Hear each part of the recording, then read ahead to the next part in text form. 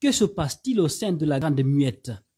Le commandant Ali Kamara, membre du groupement des forces spéciales, a été arrêté dans la nuit du lundi au mardi 7 juin 2022 à Guékédou, a appris africaguinée.com de sources proches de sa famille. Une arrestation qui intervient alors que le chef d'état-major général des armées, le colonel Sadiba Koulibaly, vient d'adresser une sévère mise en garde aux militaires. Après plusieurs mois de détention, le commandant Ali a été libéré en avril dernier puis conduit en catimini avec ses co-accusés à l'intérieur du pays où il était muté. Il avait un rôle central dans le coup de force du 5 septembre. Selon une source familiale, l'officier a été arrêté par des gendarmes alors qu'il était sorti acheter des médicaments, ensuite embarqué manu militari.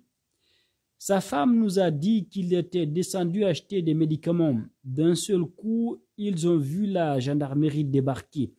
Le commandant Ali a été arrêté manu militari avant d'être embarqué. D'après sa femme, les agents ont dit qu'ils ont reçu l'ordre de leur chef d'état-major de venir le prendre et l'envoyer à Conakry. Ils l'ont brutalisé pour le faire monter dans le véhicule sans chaussures, confie ce membre de la famille de l'officier. Depuis le coup de force du 5 septembre, le commandant Ali Kamara a vu des vertes et des pas mûres accusés de vol d'argent au palais Sékou Touria. Dans le siège de l'assaut, il a été inculpé puis placé en détention pendant des mois avant d'être libéré en avril dernier. On croyait ses ennuis terminés, mais visiblement non. Inquiète, sa famille demande des explications. On ne sait pas où il est, où l'ont-ils envoyé. On ignore, nous sommes très inquiets, on ne sait pas pourquoi il a été arrêté, qu'est-ce qui s'est passé, on n'en sait rien. Ce n'est pas officieux, c'est officiel. Parce qu'ils sont allés d'abord au camp pour expliquer pourquoi ils le cherchent. De là-bas, ils sont allés là où il logeait. On est très inquiet, on veut savoir où il est, pourquoi on l'a arrêté, confie un proche du commandant, Ali Kamara. Son arrestation intervient alors que le chef d'état-major général des armées, le colonel Sadiba Koulibaly, vient de prévenir que tout militaire appréhendé en déplacement hors de son unité sans autorisation sera immédiatement interpellé. Ce lundi 6 juin 2022, il a ordonné à tous les commandants d'unité de procéder à des contrôles rigoureux et inopinés par semaine. Toute défaillance de la présente disposition engage le militaire concerné et son commandant d'unité, a-t-il averti, alors qu'en février dernier, il avait annoncé que tous les militaires de l'armée de terre, de l'air et de mer sont consignés dans les garnisons jusqu'à nouvel ordre. Peut-on lire sur africaguinée.com. Dans le cas de Alia, pour vol, on nous a dit qu'il y a des convocations qui ont été émises également contre certaines personnes qui n'ont pas été, comme pour dire il y a véritablement du deux poids. Il paraît qu'on protège certains et d'autres pour des raisons de règlement de compte. Et je ne sais pourquoi. Et donc on veut marcher sur la loi, sur la bonne manière, sur les bonnes méthodes pour aller en découdre avec eux. Et ça, c'est très grave. C'est très grave. Puisqu'on parle du commandant Alia, le responsable des opérations du GFS à l'époque, le groupement des forces spéciales, c'est Massouma cette question. Que se passe-t-il aujourd'hui au sein de l'armée? Est-ce que cette question, on est fondé aujourd'hui de la poser? Alors, oui, bien sûr qu'on est fondé parce que cela montre qu'il y a un déséquilibre quelque part. Nous, on ne sait peut-être pas.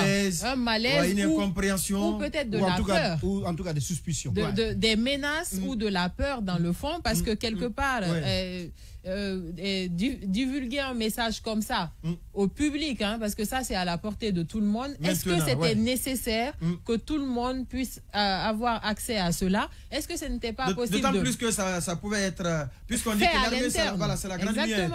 Donc, peut-être ça pourrait montrer que quelque part, il n'est pas de réel contrôle sur tout le monde à l'armée. Je ne sais pas s'il faut le dire comme ça, mais de l'autre côté, pour moi, une armée bien solide, tout le monde sait que les militaires respectent l'ordre et la hiérarchie. Fait vite et bien. Vite et bien. Donc, pour moi, en fait, je pense que c'est encore une maladresse. Je ne sais pas combien de maladresses on va affligés à ce CNRD-là. La liste est longue. La liste est très longue. Oui. Mais pour moi, ce n'était pas nécessaire. Ils font des communications parfois qui n'ont pas lieu d'être parce qu'après, ça crée une sorte de psychose dans la cité. Ouais. Chacun se fait des suppositions. Chacun dit ce qu'il a envie de croire ou dit ce qu'il veut que les autres croient. Et au final, on a même peur. Parce que moi, quand j'ai vu ça, je me suis dit, mais qu'est-ce qui se passe?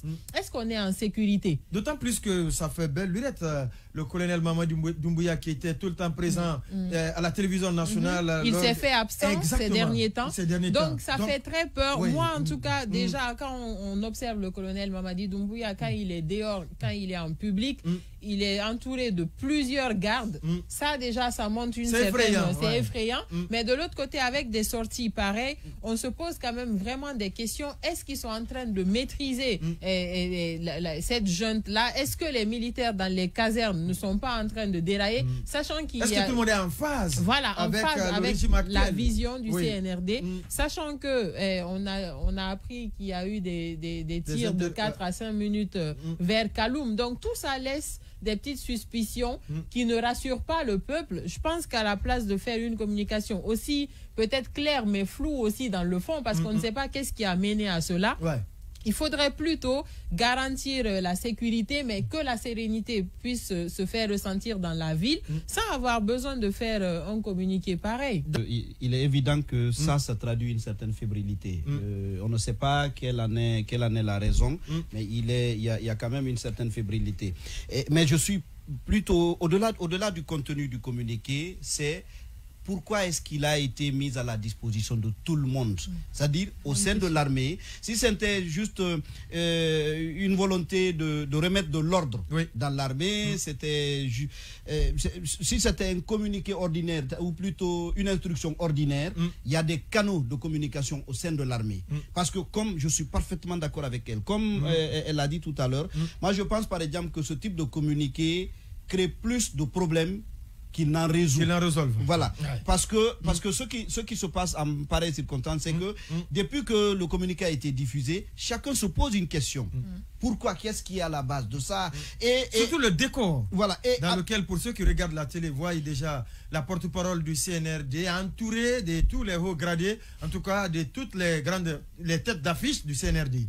Oui, excepté le colonel Mamadi Doumbouya. Et puis, comme elle l'a dit tout à l'heure, c'est...